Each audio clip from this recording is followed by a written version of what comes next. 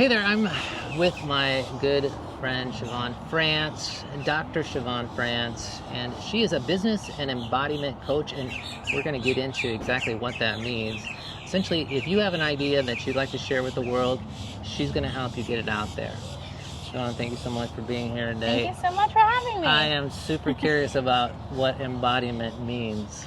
Wow, that's where we're going to start? Yes. Okay, we're laying it on thick. Embodiment is how you are being, Okay. not what you are doing.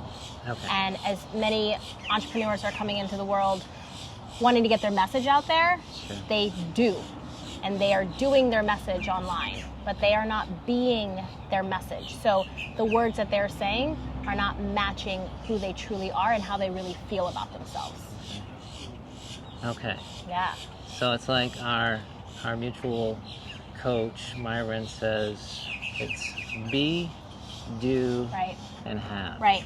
Right. So once you become the person that you need to be, then you will do the things you need to do to have the things you need to have. Yes, That's absolutely. it. Absolutely. So that's the embodiment piece. Correct. It is not just you doing something, because we're all trained to do something. If you've come from that 9-to-5 world, we are doing something. But when you do a job, you don't need to be confident. You don't even need to be good at it. Right. You don't need to feel worthy. You don't need to feel deserving. But when you step into entrepreneurship, those things matter, right? But at a job, you're going to get paid no matter what, Okay. whether you're good or not, right? So you can do. But when it comes to entrepreneurship, bringing your message online, you've got to be that message, and that the words that you say have to match how you feel. Okay. So I've got this great idea. I wanna write a book. I wanna be a coach. I've spent a lifetime developing this skill set, and I want to bring it to the world, but I don't know how, and I'm not sure if I'm becoming, or if I am the person. I mean, I know I can hire someone to help me write the book, or I can help someone get online and create a course.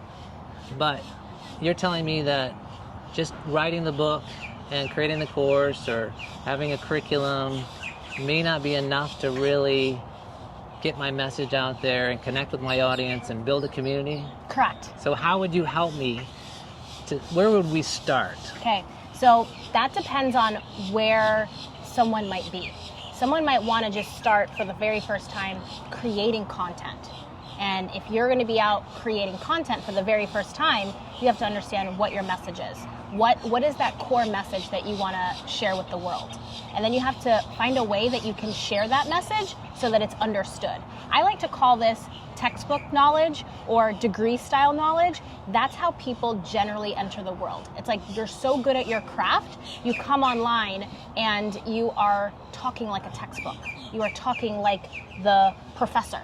Okay. But that's not what connects with the audience. So it doesn't matter if you want to start creating content on Instagram, Facebook, YouTube, whatever, or if you want to talk on stages. Okay. All the same rules apply. You're still going to have to understand how to say and deliver that message in a way that someone else gets it, not just how you get it in coach speak. So the first thing we have to do is break down the message so the audience understands it.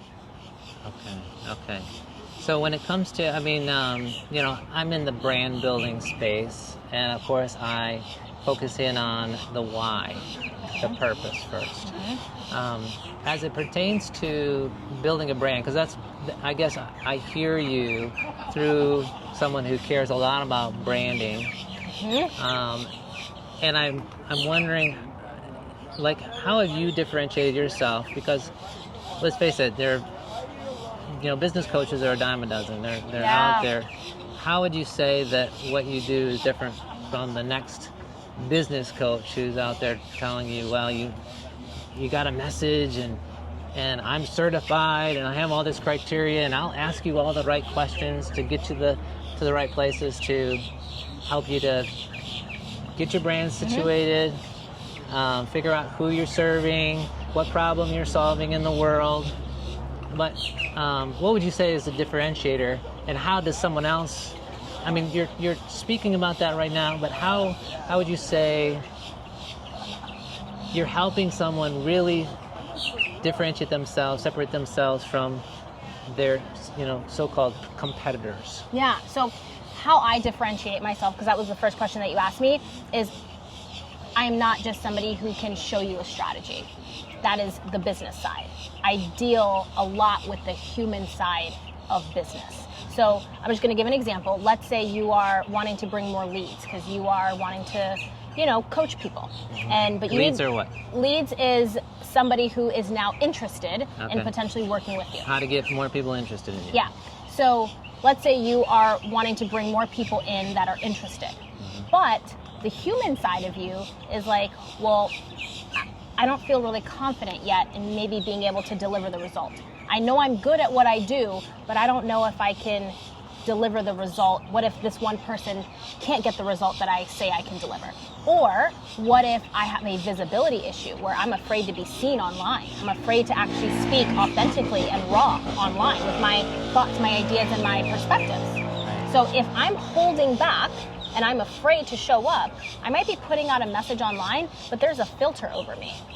And when there's a filter over the words you're saying, the energy of those words are not going to connect with the person you're trying to have see you, right? So someone can say, here's what you're going to do to bring more leads. You're going to do this, do this, do this. Make those phone calls. Make those phone calls. Send those emails. Send those emails. Create more content. Create more video. Do the thing. Yeah. But if you yourself lack belief and conviction in your ability, then you're not going to be able to do the thing. And what I see happening, the reason why that happens is because you feel confident in your craft, but not confident in your delivery.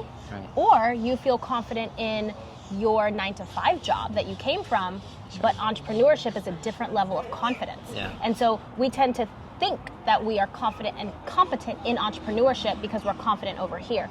That doesn't transfer. And people don't realize that until they start doing something and then they say, well, why isn't this working?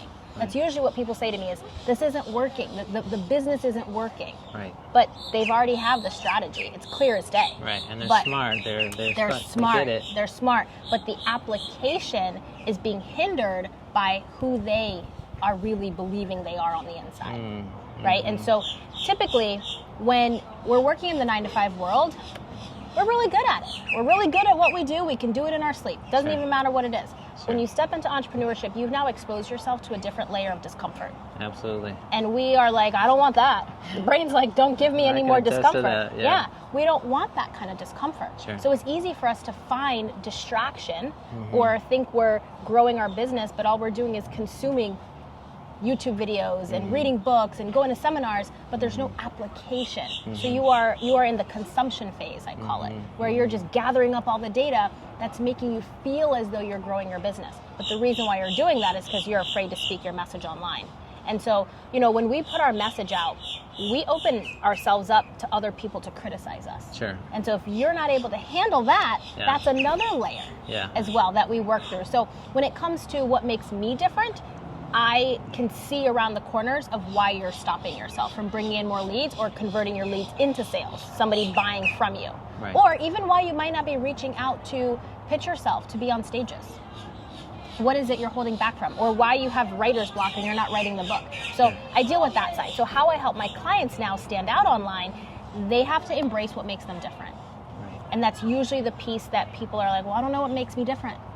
But there's truly an energy that comes through when someone's embracing that component of them. Can you give us an example?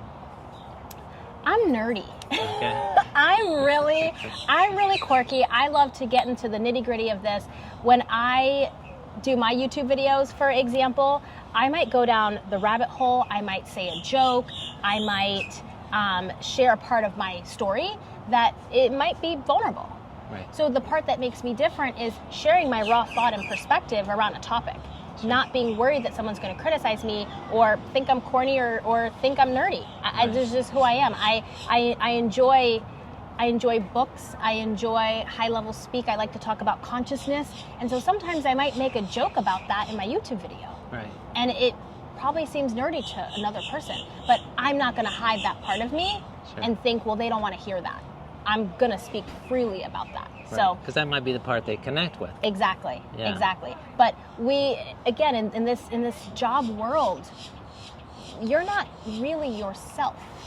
Absolutely. right? You're not yourself. I just did a video the other day and I said, you're suited and booted at work and you're coming online trying to connect with an audience and they can't feel you. Yeah. There's no resonance because you yourself can't feel you because you've practiced being somebody else. Right. So we have to develop new practices Sure. when we're stepping into entrepreneurship because the message is there. Yeah. And it's not outside of you. The strategies are a dime a dozen. But when it comes to what it is we need to master, it's really ourselves. Absolutely. Can you tell us and give us an example of maybe someone that has had a breakthrough that you've been able to help them kind of work through some of this? Yeah. So I've got one client right now who is a pelvic floor physical therapist. Now, we won't get into the details. we will not get into the details. But what I will say is, if you are looking at content online, people tend to mimic other people and just kind of do what they do, right? And so in this rehab arena, everyone's doing an exercise. Everyone's showing you how to strengthen those muscles. Right. So you can look at 5 accounts and they're all doing the exact same thing. Right. What makes someone want to buy from her over the other people showing the exact same exercises? Right? And so this was me helping her understand, well, what is your actual philosophy? How do you truly help someone get better beyond the textbook knowledge? Right. Beyond just what you learned in school. Right. And so we've recognized what her spiritual gifts are. Okay. And what her life experience is. And so she actually has developed a process that she helps her clients get better. Okay. That doesn't have anything to do with the degree skills. Right. So that means she doesn't have to show up online doing exercises like everybody else.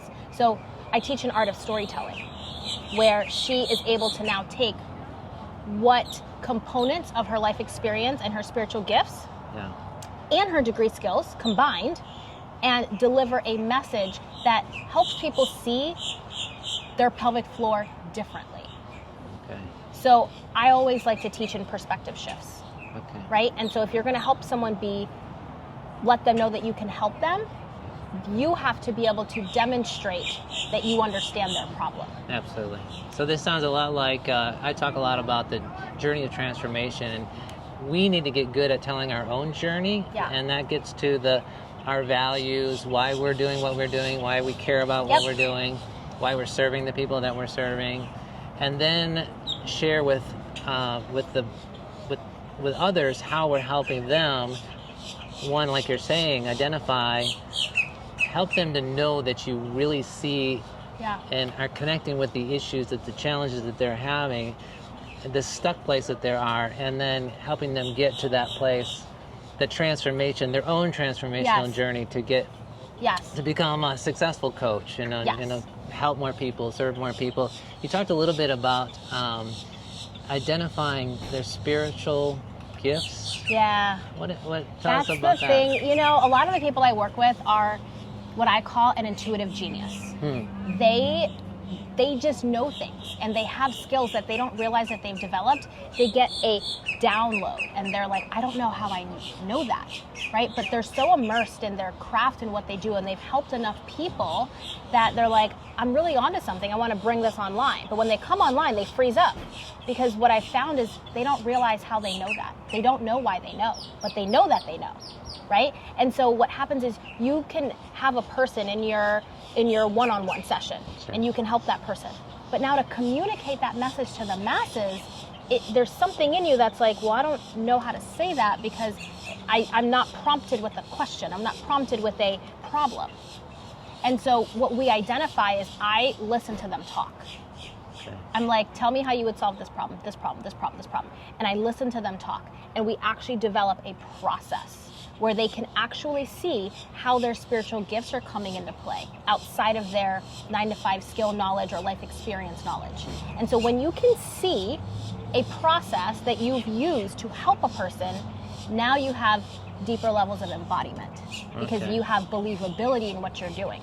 But if you just know someone comes up to you and asks a question and can you help me? And you say, yeah, it's okay here, right? One-on-one. But to put it out to the masses that you can help them, now there's just more exposure. So you're more vulnerable to like second guessing and questioning yourself. Sure. But when you have a process that you know gets predictable results, Time after time after time, because you've taken what you know in your life experience and your spiritual gifts, and you're like, oh, I can see it.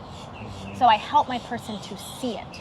So now that she sees it, she can feel confident when she shares her message online, and she doesn't show any exercises. She stands out because those exercises that people are showing are only speaking to a certain kind of consciousness of people. Her message is so much deeper than that. Sure. And so we've brought that to the forefront. Gotcha.